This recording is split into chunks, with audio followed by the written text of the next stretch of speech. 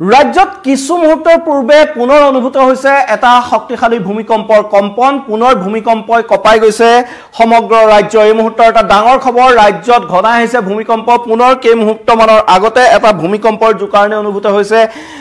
সমগ্ৰ ৰাজ্যত গুৱাহাটীত অনুভূত হৈছে এই ভূমিকম্পৰ জোকাৰণি কিন্তু বৰ্তমানলৈকে জানিব পৰা হোৱা নাই এই ভূমিকম্পৰ মূল অভিকেন্দ্ৰ কোট কিন্তু 11:54 এই ভূমিকম্পৰ প্ৰবল জোকাৰণি অনুভূত হৈছে কিছু সময় দীঘলীয়া সময়লৈকে এই ভূমিকম্পৰ যি কপনি সেই কপনি অনুভূত হৈ আছিল পুনৰ জোকাৰি গৈছে এটা শক্তিশালী ভূমিকম্পই এতিয়ালৈকে ভূমিকম্পৰ অভিকেন্দ্ৰ কোট সেয়া জানিব পৰা হোৱা নাই কিন্তু আমি ইতিমধ্যে চেষ্টা চলাই আছো যে এই ভূমিকম্পৰ অভিকেন্দ্ৰ কোট সেয়া জানিব পৰা হয় নেকি আৰু এই ভূমিকম্পৰ অভিকেন্দ্ৰ ম্যানমাৰ বুলি জানিব পৰা গৈছে এই মুহূৰ্তত আমাৰ হাতত যি খবৰ আহি পাইছে সেই খবৰ মতে এই ভূমিকম্পৰ যি অভিকেন্দ্ৰ সেই অভিকেন্দ্ৰ ম্যানমাৰ আৰু ভূপৃষ্ঠৰ পৰা 10 কিলোমিটাৰ তলত এই ভূমিকম্পৰ উৎপত্তি হৈছিল আৰু এই ভূমিকম্পৰ ফলত তীব্ৰ জোকাৰণি অনুভূত হৈছে আৰু সমান্তৰালকৈ কিছু নতুন তথ্য আহিছে দেখা গৈছে যে বিশ হোম অৰুণাচল প্ৰদেশত এই ভূমিকম্পৰ মূল অভিকেন্দ্ৰ যি তথ্য আহিছে সেই তথ্য অনুসৰি দেখা গৈছে ক্ষমা কৰিব কিছু তথ্যৰ বিসংগতি হৈছে যে আজি যেটো এই 11:54 এই ভূমিকম্প অনুভূত হৈছিল সেই ভূমিকম্পৰ অভিকেন্দ্ৰ আছিল ম্যানমাৰ আৰু কালিও অৰুণাচলত এটা শক্তিশালী ভূমিকম্প অনুভূত হৈছিল আৰু এই ভূমিকম্প 7.2 ৰিক্টাৰ স্কেলত যথেষ্ট শক্তিশালী এই ভূমিকম্প আছিল এই ভূমিকম্পৰ ফলত অসমতো দীৰ্ঘ সময়লৈকে ইয়াৰ কম্পন অনুভূত হৈছে আৰু ম্যানমাৰত ইয়াৰ যেহেতু অভিকেন্দ্ৰ বুলি জানিব পৰা গৈছে আৰু 7.2 যথেষ্ট শক্তিশালী এটা ভূমিকম্প এই ভূমিকম্পৰ ফলত কিমান ক্ষয়ক্ষতি হৈছে তাৰ খবৰ এতিয়ালৈকে অহা নাই কিন্তু গুৱাহাটীতো যথেষ্ট দীৰ্ঘ সময়ৰ বাবে এই ভূমিকম্পৰ কম্পন অনুভূত হৈছিল আৰু তাৰ সমান্তৰালকৈ যদি চাওঁ আমাৰ হাতত আহি পৰিছে উত্তৰ পূৰ্বাঞ্চল কেইবাখনো ৰাজ্যত এই ভূমিকম্পৰ কম্পন অনুভূত হৈছে সমান্তৰালকৈ চীন বাংলাদেশতো এই ভূমিকম্পৰ কম্পন অনুভূত হৈছে যথেষ্ট শক্তিশালী এটা ভূমিকম্পই জোকাৰি গৈছে আৰু 7.2 ৰিক্টাৰ স্কেলত যথেষ্ট বৃহৎ এটা ভূমিকম্প বৰ ভূমিকম্প বুলি ক'ব পাৰি ইমান 7.2 যথেষ্ট শক্তিশালী ভূমিকম্প ইয়াৰ ফলত বিস্তৰ ক্ষতি হোৱাৰ সম্ভাৱনা আছে কিন্তু এই মুহূৰ্তলৈকে তেনে ধৰণৰ খবৰ আমাৰ হাতত আহি পৰা নাই আৰু মই যেহেতু জনাব খুজিছিলো যে কালিও অৰুণাচল প্ৰদেশত অভিকেন্দ্ৰ এটা প্ৰবল ভূমিকম্প হৈছিল আৰু তাৰ সমান্তৰালকৈ দেখা গৈছে বিগত দিনকেইটাতো ধাৰাবাহিকভাৱে ভূমিকম্প অনুভূত হৈ আছে এই যি ভূমিকম্প প্ৰবণ অঞ্চলটোত হিমালয়ান বেল্টত এই ভূমিকম্প সঘনাই হোৱা পৰিলক্ষিত হৈছে আৰু কিছুদিন পূৰ্বে মৰিগাঁৱত অভিকেন্দ্ৰ থকা এটা শক্তিশালী ভূমিকম্প হৈছিল ৰিক্টাৰ স্কেলত 5তকৈ বেছি আছিল প্ৰাবল্য আৰু তাৰ পিছত এতিয়া দেখা গৈছে যে ম্যানমাৰত 7.2 যথেষ্ট বৃহৎ এটা ভূমিকম্প হৈছে আৰু ভূপৃষ্ঠৰ পৰা 10টি হৈছিল সেই কথা বৰ্তমানলৈকে জানিবলৈ দিছে আৰু এটা কথা যে ধাৰাবাহিকভাৱে যি ভূমিকম্পৰ এনে ঘটনা বৃদ্ধি পাবলৈ ধৰিছে এই ভূমিকম্পৰ ঘটনাই বৰ ভূমিকম্পৰ আগজাননী দিছে নেকি তেনে ধৰণৰ শংকাও এতিয়া বিশেষকৈ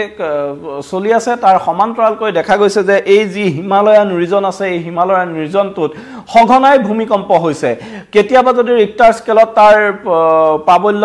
5 বা ততোধিক থাকে আৰু আজিৰ যিটো ভূমিকম্প এইটো যথেষ্ট শক্তিশালী 7.2 এই 7.2 ভূমিকম্পটোৰে বিস্তৰ ক্ষতি কৰাৰ সম্ভাৱনা আছে ম্যানমাৰত যেহেতু ইয়াৰ উৎপত্তি স্থল আছিল ম্যানমাৰৰ একেবাৰে দাঁতিকাষৰীয়া অঞ্চলসমূহত ইয়াৰ ক্ষয়ক্ষতি হ'ব পাৰে আৰু অসমতো যেহেতু যথেষ্ট দীঘলীয়াকৈ এই ভূমিকম্পৰ কম্পন অনুভূত হৈছিল সেইবাবে অসমত ক'ত কেনেদৰে ক্ষয়ক্ষতি হৈছে তাৰ খবৰো আমাৰ সাংবাদিকসকলে যুগুতাবলৈ চেষ্টা কৰিব কিন্তু এই ভূমিকম্পৰ যথেষ্ট দীঘলীয়া কম্পন অনুভূত হ'ল অসমতো আৰু মিয়ানমাৰত এই ভূমিকম্পৰ অভিকেন্দ্ৰ এই ৰিক্টাৰ স্কেলত এই ভূমিকম্পৰ প্ৰাবল্য 7.2 আৰু আমি যদি চাওঁ বিগত দিনসমূহত অতি ঘনাই আহিছে এনে ভূমিকম্প মই যেটো কৈছো আৰু এই হিমালয়ান যেটো ৰিজন আছে এই ৰিজনটোত সঘনাই ভূমিকম্প হৈ থাকে সৰুবৰ ভূমিকম্পই সঘনাই কপাই থাকে তাৰ মাজতে কিন্তু এতিয়া এই যি আজিৰ যেটো ভূমিকম্প যথেষ্ট বৃহৎ ভূমিকম্প হিচাপে এটো বিবেচিত হৈছে ৰিক্টাৰ স্কেলত 7.2 আৰু কেনে ধৰণে ক্ষয়ক্ষতি হৈছে সেয়া আমি জানিবলৈ চেষ্টা কৰিম আৰু এই ভূমিকম্প আপোনালোকৰ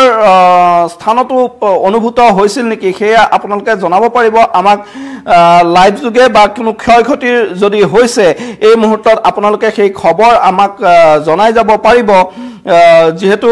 তাৰ পিছতে দেখা গৈছে যে প্ৰবল জোকাৰণি সৰ্বত্ৰ পোৱা গৈছিল আৰু ৰিক্টাৰ স্কেলত ইয়াৰ প্ৰাবল্য আছিল 7.2 আৰু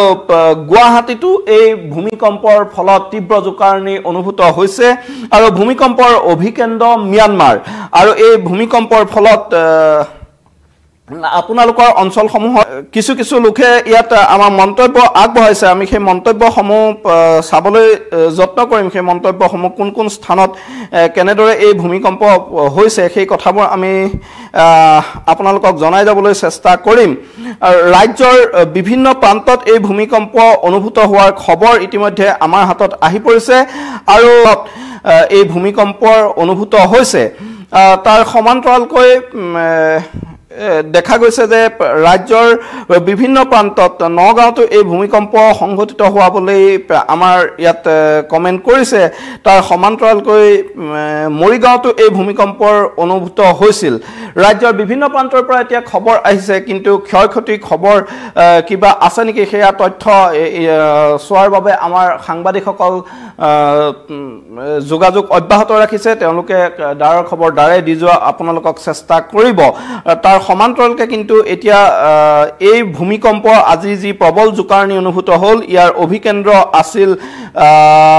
মিয়ানমাৰত আৰু ৰিক্টাৰ স্কেলত এই ভূমিকম্পৰ প্ৰাবল্য আছিল প্ৰায় 7.2 অৰ্থাৎ প্ৰবল এটা ভূমিকম্পৰ জোকাৰণি সকলোৱে অনুভূত কৰিলে 11:50 এই ভূমিকম্পৰ জোকাৰণি অনুভূত হৈছিল আৰু তাৰ সমান্তৰালকৈ দেখা গৈছে যে এই ভূমিকম্পৰ পিছতে এতিয়া সকলো আতংকিত হৈ পৰিছে আৰু বিশেষকৈ মিয়ানমাৰত যেহেতু ইয়াৰ অভিকেন্দ্ৰ বুলি কোৱা হৈছে উত্তৰ পূবৰ আন কেইখন ৰাজ্যতো এই ভূমিকম্পৰ জোকাৰণি অনুভূত হোৱাৰ তথ্য পোহৰলৈ আহিছে আৰু ইয়াৰ আন কোন স্থানত এই ভূমিকম্পৰ জোকাৰণি অনুভূত হৈছে সেই তথ্য আমি লাভ কৰিবলৈ চেষ্টা চলাই যাম কিন্তু এই মুহূৰ্তত ক'ব লাগিব এই ভূমিকম্পই গুৱাহাটীতো তীব্ৰ আতংকৰ সৃষ্টি কৰিছে আৰু গুৱাহাটীত প্ৰবল জোকাৰণি বহুত দীঘলীয়া সময়ৰ বাবে অনুভূত হৈ আছিল আৰু ৰাইজ যথেষ্ট আতংকিত হৈ পৰিছে কেৱল গুৱাহাটীতেই নহয় ৰাজ্যৰ বিভিন্ন প্ৰান্তত এই ভূমিকম্পৰ জোকাৰণি অনুভূত হোৱাৰ তথ্য আমাৰ হাতলৈ আহিছে কিছু কিছু লোকে আমাৰ মন্তব্যৰ জৰিয়তে জনাইছে যে পুখুৰীত দীৰ্ঘ সময়ৰ বাবে ঢৌ সদৃশ সৃষ্টি হৈছিলে পুখুৰীৰ পানী দীৰ্ঘ সময়লৈ ঢৌ খেলাই আছে এনেদৰে যি 7.2 মই কেইবাবাৰো এই কথা উল্লেখ কৰিছো যে যথেষ্ট শক্তিশালী এটা ভূমিকম্প 7.2 প্ৰাবল্যৰ ভূমিকম্প এই ভূমিকম্পৰ ফলত বিস্তৰ ক্ষয়ক্ষতি হোৱাৰ আশংকা থাকে পূৰ্বেও দেখা গৈছিল যে মিয়ানমাৰত তেনে এটা বৃহৎ ভূমিকম্পৰ ফলত প্ৰায় শতাধিক লোকৰ মৃত্যু হৈছিল আৰু তাৰ সমান্তৰালকৈ কিন্তু এই সমগ্ৰ হিমালয়ান অঞ্চলটোত ভূমিকম্পৰ যি সঘনাই ভূমিকম্প হোৱা সেয়া পৰিলক্ষিত হৈছে আৰু আমাৰ অসমতো বিভিন্ন সময়ত ভূমিকম্প সঘনাই এতিয়া অনুভূত হৈ আছে মই কৈছো যে মৰিগাঁৱত অভিকেন্দ্ৰ আছিল কিছুদিনৰ পূৰ্বে এই ভূমিকম্প এটা শক্তিশালী ভূমিকম্প হৈ গৈছিল তাৰ সমান্তৰালকৈ আমি যদি চাওঁ যে মেঘালয়ৰ দিশতো কেইবাটাও ভূমিকম্প উৎপত্তি হৈছিল আৰু খুব কম দিনৰ ভিতৰতে এনে ধৰণৰ ভূমিকম্প অনুভূত হৈ আছে আৰু কালিৰ দিনটোতো অৰুণাচলত এটা ভূমিকম্পৰ উৎপত্তি হৈছিল তাৰ যি কম্পন সেয়া কাষৰীয়া ৰাজ্যসমূহলৈকে সেই কম্পন অনুভূত হৈছিল আৰু সেই ৰাইজে অনুভৱ কৰিব পাৰিছিল আৰু তাৰ পিছতে মিয়ানমাৰত এই 7.2 এটা প্ৰবল শক্তিশালী ভূমিকম্প হৈছে আৰু এনেদৰে এই ভূমিকম্পৰ সঘনাই হৈ থকা ঘটনাই কিন্তু আতংকিত কৰি তুলিছে সকলোকে আমাৰ ইয়াতো এনে প্ৰবল ভূমিকম্প হ'বলৈ গৈ আছে নেকি আৰু এই ভূমিকম্প যেহেতু মিয়ানমাৰৰ দাঁতিকাষৰীয়া স্থানসমূহত যথেষ্ট ক্ষয়ক্ষতি হোৱাৰ সম্ভাৱনা থাকে আৰু সেইবাবে এতিয়া এই আশংকা বৃদ্ধি পাইছে যে এই ভূমিকম্পৰ ফলত মিয়ানমাৰকে ধৰি অঞ্চলসমূহত কিবা সংগ্ৰহৰ বাবে আমি চেষ্টা চলাই আছো আমাৰ সাংবাদিকসকল তাত নিয়োগ কৰা হৈছে তেওঁলোকে নিশ্চয়কৈ তথ্য দিব আৰু আপোনালোকৰ কোন কোন অঞ্চলত এনে ভূমিকম্প সংঘটিত হৈছে সেই তথ্য আপোনালোকে জনাব পাৰে আমাক সেই কথা আৰু বিভিন্ন প্ৰান্তৰ পৰা এতিয়া খবৰ আহিছে ৰাজ্যৰ বিভিন্ন জিলাৰ পৰা খবৰ আহিছে এই ভূমিকম্পৰ অনুভূত হোৱাটো কিয়নো যথেষ্ট দীঘলীয়া সময়ৰ বাবে এই ভূমিকম্পৰ জোকাৰণি অনুভূত হৈছিল প্ৰায় 35 পৰা 40 ছেকেণ্ডৰ ভিতৰত এই